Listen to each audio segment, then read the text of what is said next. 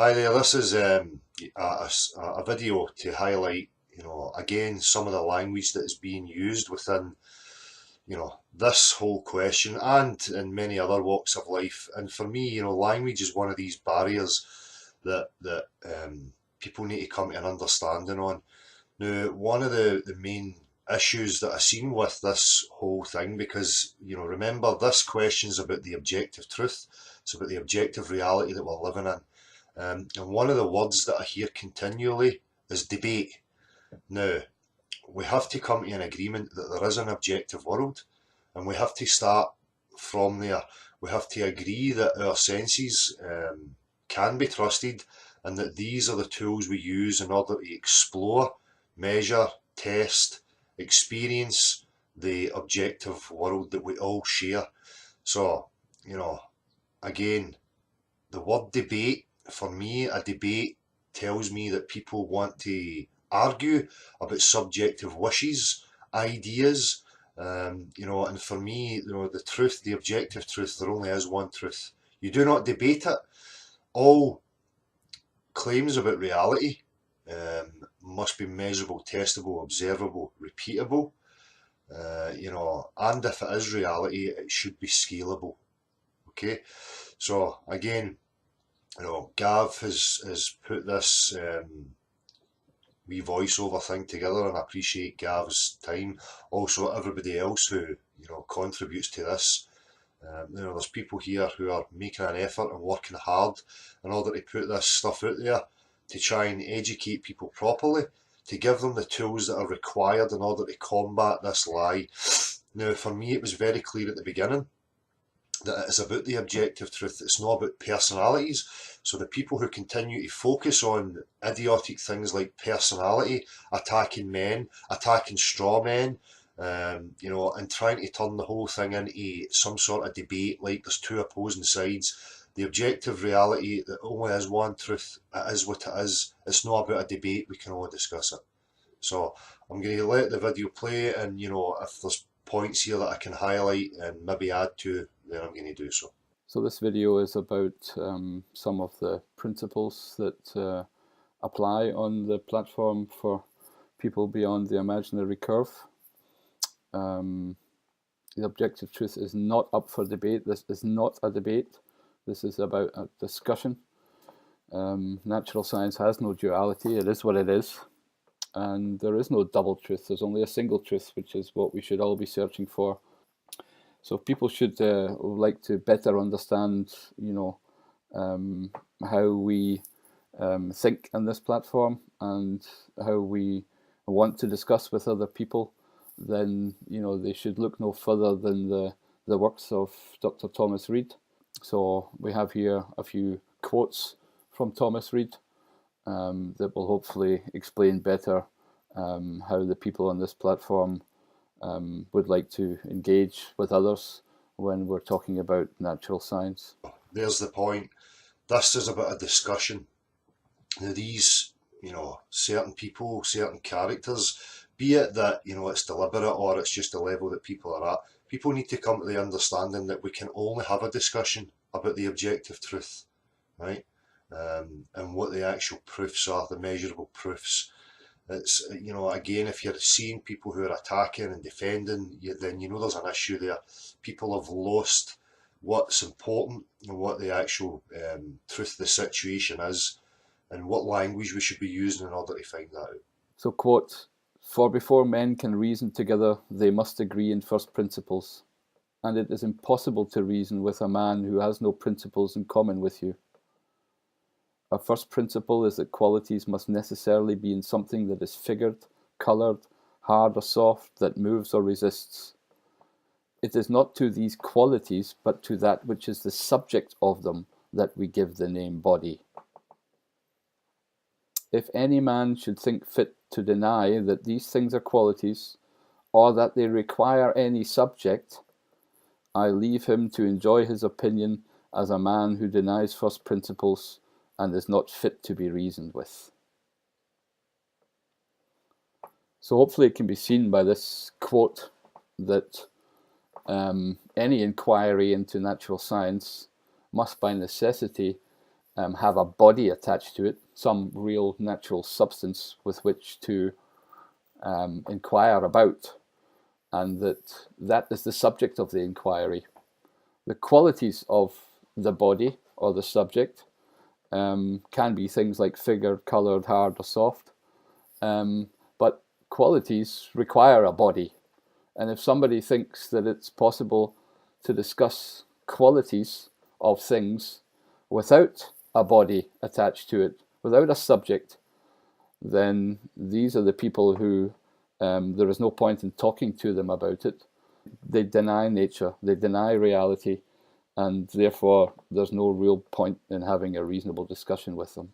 Yeah, so just like, when you try to have a discussion with religious people or, any of these types of things, they want to discuss abstract concepts and things that are not tangible to our senses and our experience at this moment in time. And the same is true for, like the globe. Where they come out with excuses, things like, oh, I can't show you a body of water conforming to the sphere because I need a planet in outer space. And, I mean, these are just no tangible things. These are ideas. This is where it moves away from, first principles, objective reality, into religious ideology. And for me, deception. Because if it's no measurable, testable, and repeatable by everybody, then there's an issue there for me. There's a lie. Okay. A second quote, just to show more where this is all coming from. It is certain no man can conceive or believe smelling to exist of itself without a mind, or something that has the power of smelling, of which it is called a sensation, an operation, or a feeling. Yet if any man should demand a proof that such sensation cannot be without a mind or a sentient being, I confess that I can give none, and that to pretend to prove it seems to me almost as absurd as to deny it. So here again, there are certain things that we have to take as being true. They're in the nature of the thing, and they are indeed difficult to prove. But it's absurd to pretend to prove it, and it's certainly even more absurd to deny it. If there are certain principles, as I think there are, which the constitution of our nature leads us to believe, and which we are under a necessity to take for granted in the common concerns of life, without being able to give a reason for them, these are what we call the principles of common sense, and what is manifestly contrary to them is what we call absurd. So, this leads into, oh, reality is an abstract mathematical equation and we can't trust our senses because they're flawed. When really the truth of the situation is we take these common sense, our senses for granted. We have used them thus far in our lives for every single thing. These are the things that we base everything on. All our experiences, all the progress that humans make is because of our senses, and to deny them, in favour of absurdities is where the problem is. So as Gav points out here, common sense, water seeks its own level. It will always do so. The surface will always be at a flat parallel plane, obviously with motion within it.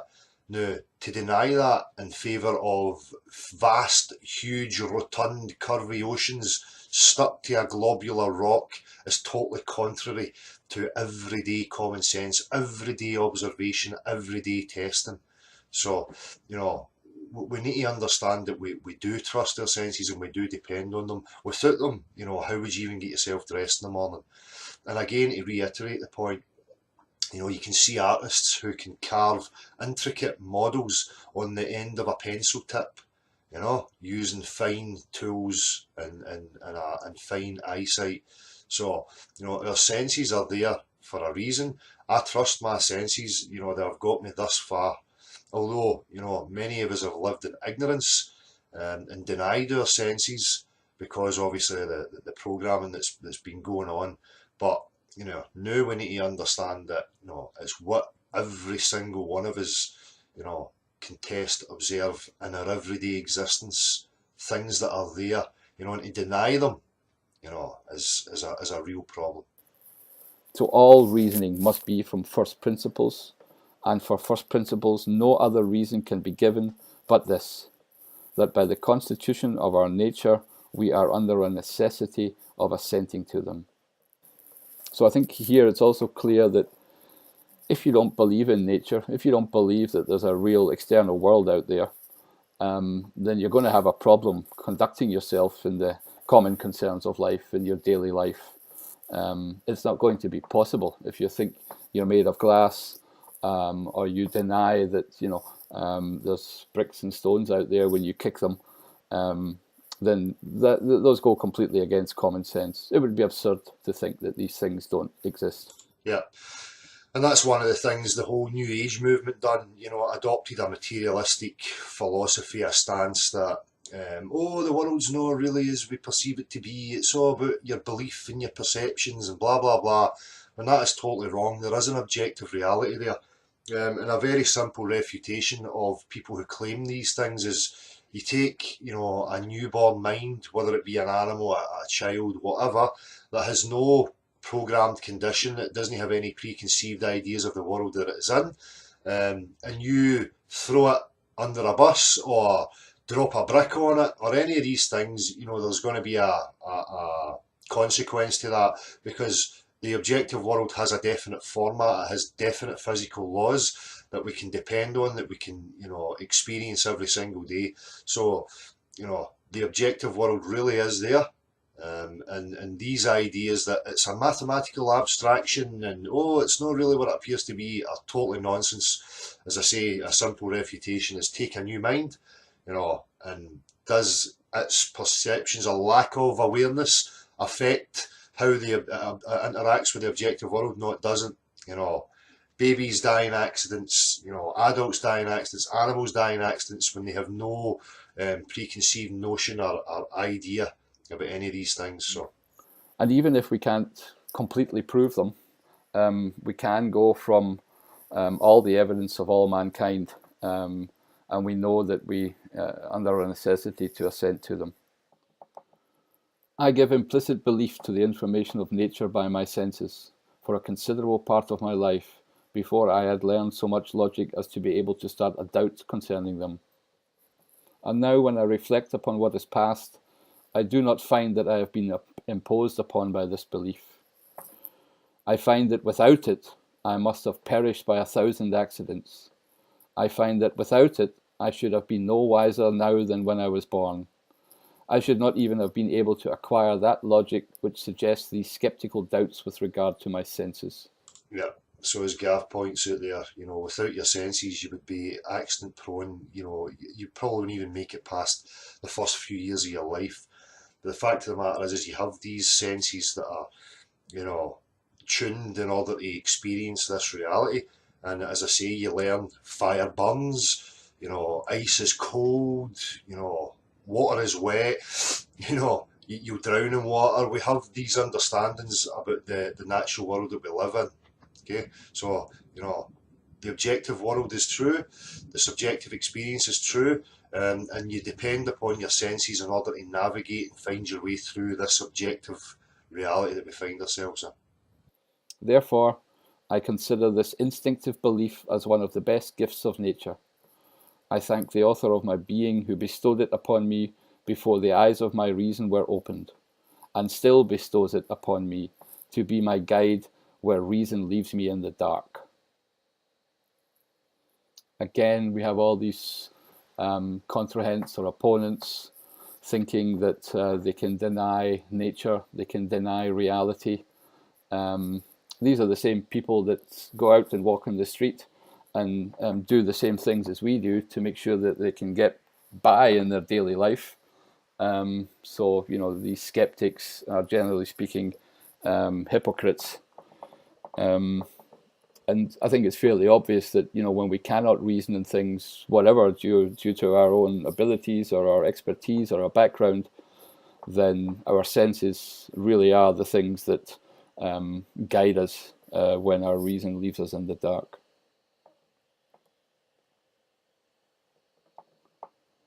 There is a much greater similitude than is commonly imagined between the testimony of nature given by our senses and the testimony of men given by language. So again, Gav highlighting here, you know, a language, mathematical language. Earth's a sphere, bodies of water conform to the exterior of a sphere. Then they can use their mathematical language to create and fabricate that story.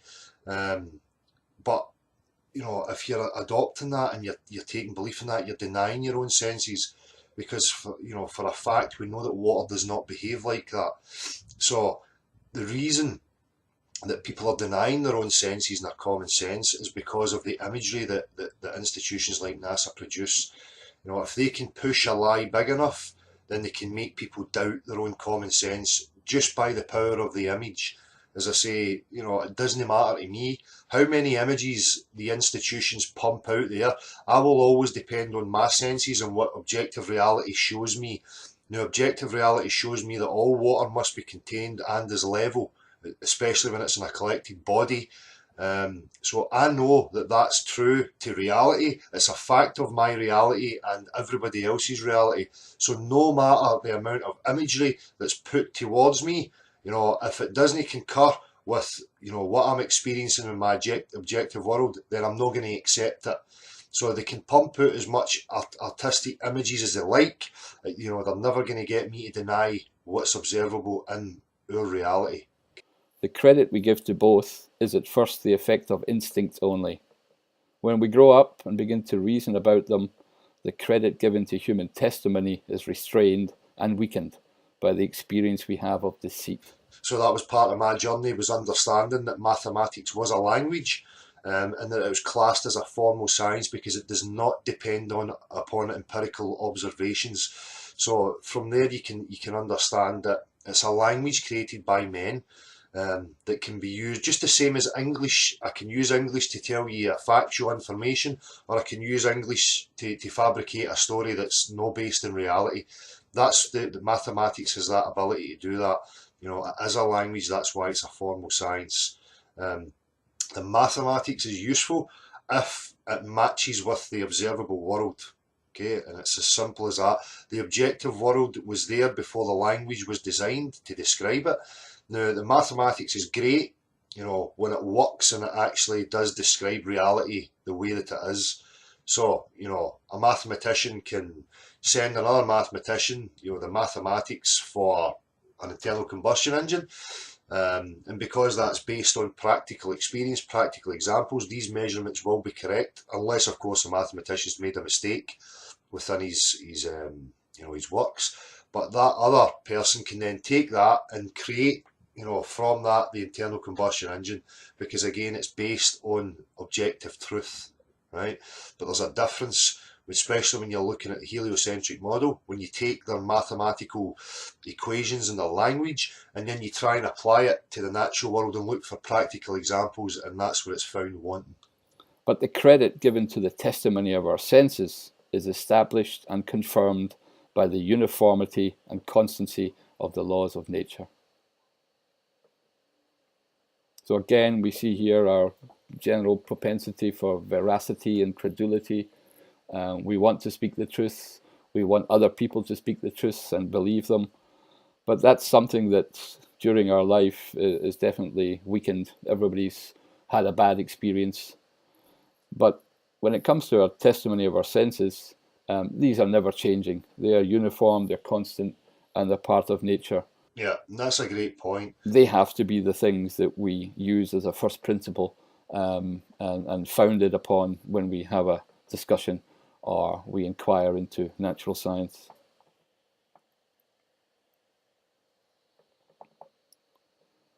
Perception, whether original or acquired, implies no exercise of reason and is common to men, children, idiots, and brutes. The more obvious conclusions drawn from our perceptions by reason make what we call common understanding, by which men conduct themselves in the common affairs of life and by which they are distinguished from idiots. So a wee point I just want to add to this, perception, whether original or acquired, implies no exercise of reason and is common to men, children, idiots and brutes. So, there's varying aspects of this. Everybody can perceive me as a human, as a body, as a solid figure. That is an objective truth that I actually exist and I am there within everybody else's, reality. So there's an objective truth aspect there to that. But there's also a subjective aspect where people's perceptions of me may be different based on who they are, but there is an objective truth that I am actually a body, I am actually here, I'm a sentient being, and I am me. People's individuals' perceptions of who I might be, how they perceive me can vary and differ, but the truth of the matter is that I actually exist. It's just the same as me saying, every one of us can go out and view Ben Lomond. We all know that there's an objective reality there, that Ben Lomond actually exists, that it is tangible and there for all to see, touch, taste, smell, but people's subjective perceptions, beliefs, whatever, can start going, well, how did the mountain come to be? And but people start wandering into their own subjective experiences and questions. But you bring it back to this whole question. It's not about a debate about how it all got here. Right now, we're in a position where we're trying to establish what the objective world is, and that is purely it. No, the subjective beliefs and wishes of everybody else. Just, is Ben Lomond actually there? Cool, we all agree that Ben Lomond is actually there. That's fine, we've established that there's an objective truth there. The more remote conclusions, which are drawn from our perceptions by reason, make what we commonly call science in the various parts of nature, whether in agriculture, medicine, mechanics, or in any part of natural philosophy. So again, we see here, perceptions and sensations are natural language that we get from living, and we need these in the common affairs of life. And that distinguishes us from fools, from idiots, from asylum seekers. And it's also clear, I think, that reason has to build upon the senses. Without senses, reason would be nowhere, and we couldn't start in science or in any part of investigating nature. That our thoughts and sensations must have a subject, which we call ourself, is not therefore an opinion got by reasoning, but a natural principle. That our sensations of touch indicate something external, extended, figured, hard or soft, is not a deduction of reason, but a natural principle. The belief of it and the very conception of it are equally parts of our constitution. It is absurd to think that nature allows our senses to deceive us and gives us other faculties to detect the cheat. If we are deceived in it, we are deceived by him that made us, and there is no remedy. So if people don't agree that we can trust our senses and we can experience the objective world, then, the whole thing's up in the air. Nobody then has the right to claim anything about reality. They don't have the right to say that it's a globe. Nobody has a right to say it's anything. If we don't establish, first of all, that we're basing things on the objective truth and the trust of our own senses. Here it's important to understand that our thoughts and sensations, have a subject. We are implicit in the investigation or the inquiry into nature. We are a part of it.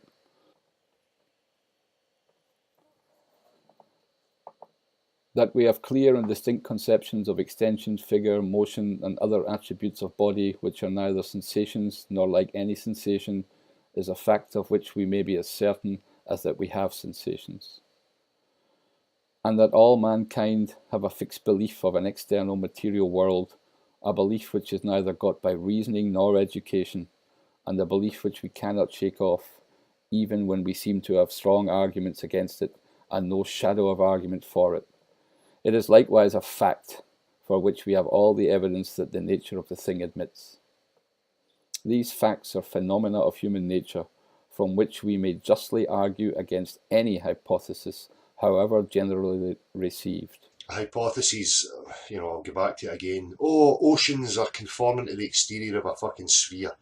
And I apologise for the language, but it's so it grates on you eventually when you have this consistent reality denial, and people trying to use man-made instruments to measure and test, when for me, that natural part of the objective world, water is a perfect leveling tool. Um, so, I can totally destroy a hypothesis of, oh, the Earth's round with the oceans curved to it, because I can't observe one practical example of that in my existence anywhere. Neither can anybody. Okay? So, we abandon common sense and objective reality for, again, images. But to argue from a hypothesis against facts is contrary to the rules of true philosophy. They argue from, oh, the Earth is a sphere, and I need a planet to show you how oceans are curving round it. These people are, arguing for their hypotheses, against, common sense observable reality, which is a real issue. And there clearly you can see the deceptive nature of these people, whether it is deliberate deception or whether they're just so insecure that they have to deny actual reality, because they feel secure with the delusion that they have adopted. Who knows? There's so many varying aspects of people at different levels. Again, here, our senses show us that there's an external world. We believe in an external world. We didn't get that by reasoning or by educating. It's part of our natural constitution. Yeah, and that just highlights again what I was saying. You take a new mind, and it will be subject to the objective world. The laws of nature, and what governs this existence. Even a mind that is blank will still be subject to those laws, as I say. Children in car accidents, newborn babies in accidents. You drop a newborn baby, it's going to hit the floor, it's going to be injured and hurt, because there is an objective truth to this reality.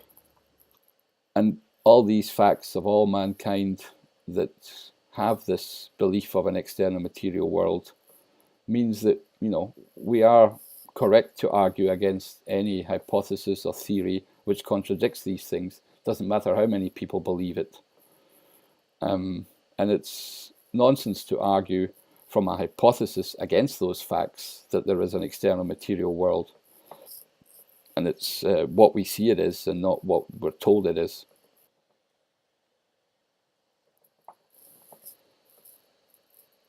Let scholastic sophisters entangle themselves in their own cobwebs. I am resolved to take my own existence and the existence of other things upon trust, and to believe that snow is cold and honey sweet, whatever they may say to the contrary. He must either be a fool or want to make a fool out of me that would reason me out of my reason and senses. Which is exactly what the heliocentric globe model tries to do. It's, for me, it is making a fool of you, and trying to get you to doubt your own senses and your own faculties.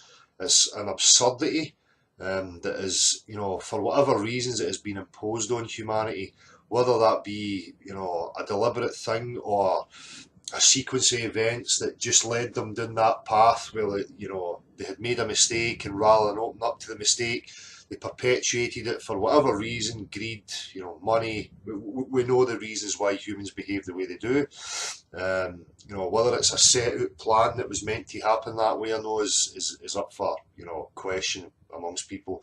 The fact of the matter is, what's being pushed to us is totally against observable, testable, measurable reality. And for me, it's there to make a fool of you. And the people who continue to push it are making a fool of themselves at the same time. They're insulting me by trying to get me to doubt what I experience and what many other people now are coming forward to say is, their experience of the true natural world. We can't give up the objective reality, and the trust in our senses and means of observations and testing, for images, because really when it comes down to it, that's all that they have. That is where the huge doubt is coming with people. What we're talking about is real, the core of real science as far as I'm concerned, and people are caught up and so entrenched in imagery that that's where the battle for them lies. They can't detach themselves from these images and have a critical thought about the objective world they're living in, and to see if it matches. And that's, some of the street stuff is trying to point that to people. Look at the simplistic things about reality, like the water is one of, my favourite, because, as I say, for me it is the most solid proof that anybody has. It's the most accurate measuring tool that anybody has. The very fact that it levels off tells me that it's levelling to the plane of existence that we are upon, right? So, again, the globe wants you to deny every aspect of this. The globe for me exists purely as a mathematical creation. It only exists in textbooks and on TV images. It doesn't exist in the real world, the reality that I'm experiencing. I think that's a fitting end to this little video, and I hope this gives everybody a clearer picture of inquiries into natural science and what the agreement has to be between people before they have a reasonable discussion. Thanks for listening. So just to sum that up, this is the message I've always tried to push. It's the understanding that I'm at, and it's an understanding that we all have to come to an agreement on. This is not about me as a person, and anybody focusing on me as a person, just ignore them, right? We have to establish that there is an objective world. The question is, what is the dimensions, the shape of this objective reality that we are experiencing? Now that comes down to your senses and what every single one of us is testing and observing, right? So every single person that I'm experiencing experiences a flat level horizon. They understand that water finds and seeks its own level. The surface will always be parallel. From one side to the other, it has to be at the same elevation, or the water is going to flow. So we have to, I'm always trying to say that to people. There is an objective world. That objective world is the truth. There is no debating it. People can debate the religious ideologies about how it came to be, who created it, all these things. For me, that's not the issue right now. The issue is understanding this language and the position that we are actually in and what it is we're all trying to figure out. Now, as it was pointed out at the beginning, and I've always said it to people, it is not a debate, right? We can only discuss it. And all claims that are being made about the objective world that we all share must match the criteria of observable, measurable, testable, and repeatable. Right? If it's wandering from that, if we don't have practical examples for any claims that are being made, it's got to be disregarded. Right? It's as simple as that. Now, if people had taken this on board and understood this back then, this whole thing would have moved and progressed a lot quicker. Right?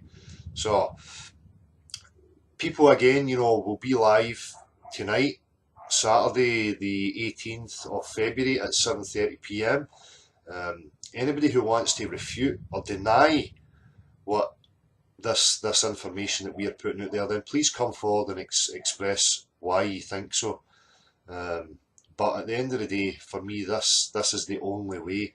We have to agree there's an objective world. We have to agree on a method of exploring that removes subjective perception, wishes, desires, beliefs.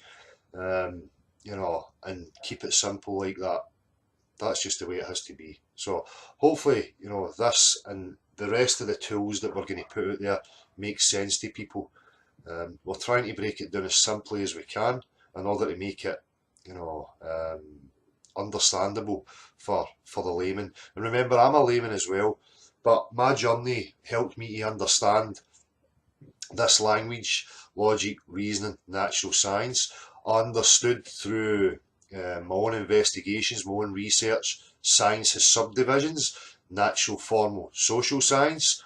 Mathematics lies under formal science because it is a language that can be manipulated. It does not depend on empirical observation. So this question is about the natural world. It has to fall into the criteria of natural science: measurable, testable, observable, repeatable. It should be scalable as well. So, excuse me. I hope people find this useful, and hopefully we'll see more of you on Saturday night. Peace.